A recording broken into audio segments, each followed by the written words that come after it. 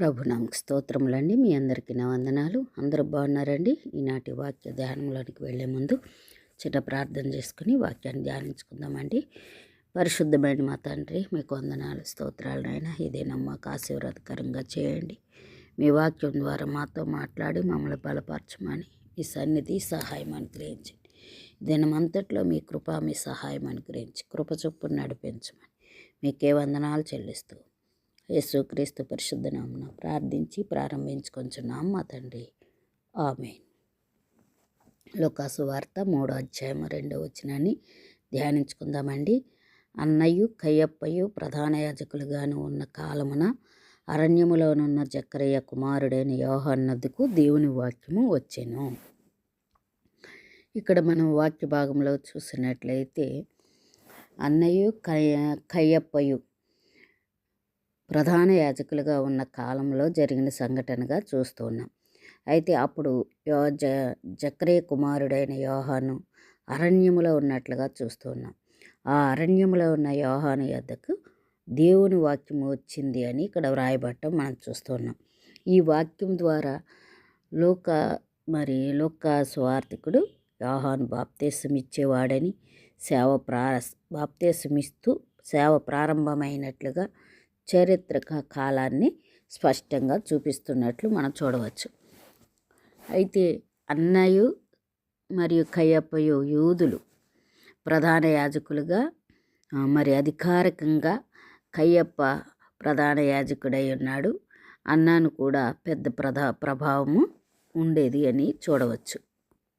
దీని ద్వారా ఈ సంఘటనలు నిజమైన చరిత్రలో స్పష్టమైన పాలనా కాలంలో జరిగాయని లూకా హైలైట్ చేసి మనకి చూపెడుతూ ఉన్నారు. అయితే దేవుని వాక్యము యోహాను మీదకి వచ్చింది కనుక యోహాను ఒక ప్రవక్తగా దేవుని పిలుపు పొందినవాడిగా ఇక్కడ మనకు కనబడుతూ ఉన్నారు. పాత నిబంధన ప్రవక్తల మాదిరిగా దేవుడు తన సందేశాన్ని యోహానికి పంపించినట్లు ఇక్కడ యోహాను చివరి ప్రవక్తగా కూడా మనము చూడవచ్చు.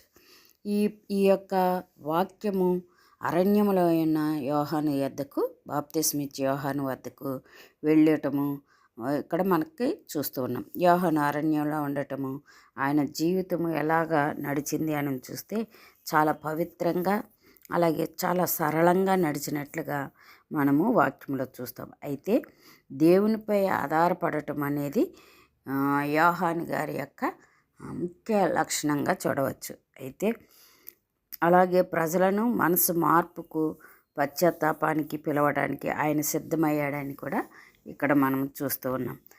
దేవుడు రాజకీయ లేదా మత అధికారాల మధ్యలో కాకుండా మరి యోహాను గారు ఎంతో విధేయతతో, వినమ్రతతో అరణ్యంలో ఉన్న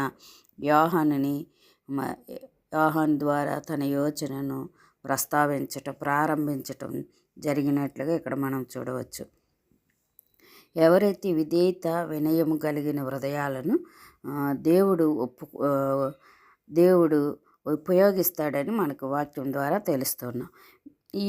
ఇలాగూ యోహాను గారి ద్వారా మరి వాక్యాన్ని ప్రజలకు అందించాలని దేవుడు ఉద్దేశించినట్లుగా యోహానుని వాడుకున్నట్లుగా యోహాను యొద్దకే వాక్యం వెళ్ళినట్లుగా చూస్తున్నాం. పాత నిబంధనలో ఎంతోమంది ప్రవక్తలు దేవుని పిలుపు, దేవుని మాటను విని ప్రకటించినట్లుగా మనం చూస్తున్నాము. క్రొత్త నిబంధనలో యోహాను గారు ఒక్కరే దేవుడికి ప్రవక్తగా వాడబడిన, దేవునికి మానవులకి మధ్య ప్రవక్తగా వాడబడినట్లుగా మనము యోహాను గారిని, బాప్తిస్మిచ్చే యోహాను గారిని మనం చూస్తున్నాం. అందుని బట్టే ఇక్కడ ఈ వాక్య భాగంలో మరి ఈ రీతిగా రాయబట్టం అనేది జరిగింది.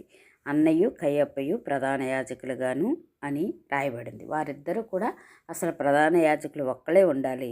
అయితే అన్నయ్య ఉన్నప్పుడు, కయ్యప్ప ప్రధాన యాజకుడిగా ఉన్నప్పుడు అన్నయ్య కూడా ఆ ప్రధాన యాజకుడిగా కొనసాగించబడినట్లు చూస్తున్నాం. ఆ కాలాన్ని సూచిస్తూ మరి యోహాను గారు అరణ్యంలో ఉన్నట్లు ఇక్కడ మనకి అరణ్యంలో ఉన్న యోహాను యొద్దకు వాక్యం వెళ్ళినట్లుగా ఇక్కడ లేఖనము మనకి తెలియపరచబడుతూ ఉంది. అదే విషయాన్ని మార్కు సువార్త 1:3-5 వరకు చూస్తే, ప్రభు మార్గం సిద్ధపరచుడి, ఆయన త్రోవలు సరళము చేయుడని అరణ్యములో కేక వేయుచున్న ఒకని శబ్దమని ప్రవక్త అయిన యెషయా చేత రాయబడినట్టు బాప్తీసమిచ్చి యోహాను అరణ్యములో ఉండి పాప క్షమాపణ నిమిత్తము మారు మనసు విషయమైన బాప్తీసం ప్రకటించుచూ వచ్చాను. చూడండి, ఇక్కడ మనం చూసినట్లయితే యోహాను గారికి, బాప్తీసం ఇచ్చి యోహాను గారికి దేవుని యొక్క సువార్త ఎప్పుడైతే యోహాను గారి దగ్గరికి వెళ్ళిందో, ఆయన ఏం చేస్తూ వచ్చాడంటండి, అరణ్యంలో నుంచి ప్రభు మార్గం సిద్ధపరచుడి, ఆయన త్రోవలు సరళం చేయడని అరణ్యములో నుంచి కేకలు వేసుకుంటూ ఆయన వచ్చినట్లుగా యెషయా ప్రవక్త ప్రవచించిన యొక్క ప్రవచనము ఇక్కడ నెరవేరుతున్నట్లుగా మనం చూడవచ్చు. ఈ యొక్క బాప్తిస్మిచ్చి యోహాను అరణ్యంలో ఉండి పాప క్షమాపణ నిమిత్తము మారు మనసు విషయమే అందరికీ కూడా బాప్తిస్మిస్తూ వస్తున్నట్లుగా మనం చూస్తున్నాం. మొట్టమొదట బాప్తిస్మిచ్చింది యోహాను గారే అని మనకి లేఖనం ద్వారా పరిచయం అవుతూ ఉంది. అలాగూ మనము కూడా బాప్తిస్ము ఇస్తూ అనేకులకు మారు మనసు పశ్చాత్తాపం కలిగేటట్లుగా సువార్తను ప్రకటిస్తూ బాప్తిసానికి సిద్ధపరచాలని దేవుని వాక్యం మనకి హెచ్చరిక చేస్తుంది. అటువంటి కృప దేవుడు మనందరికీ అనుగ్రహించును గాక. మనం అనేకులను సిద్ధపరచదుము గాక. ఆమేన్. ప్రార్థన చేసుకుందామండి. పరిశుద్ధమైన మా తండ్రి, మీ పాదములకు వందనం, స్తోత్రం నాయన. వాక్యం ద్వారా మాట్లాడినారు, మీకు వందనాలు నాయన ప్రభా. మీ వాక్కు చేత, మీ వాక్యం ద్వారా మాతో నేటికి మాట్లాడుచు మమ్మల్ని బలపరుస్తూ ధైర్యపరుస్తూ మీ సువార్తను వ్యాప్తి చేస్తున్నందుకు వందనాలు చెల్లిస్తూ సమస్త మహిమ ఘనత ప్రభావం మీకే ఆరోపిస్తూ యేసుక్రీస్తు పరిశుద్ధ నామమున ప్రార్థించి వేడుకొంచున్నాం మా తండ్రి. ఆమేన్, ఆమేన్, ఆమేన్.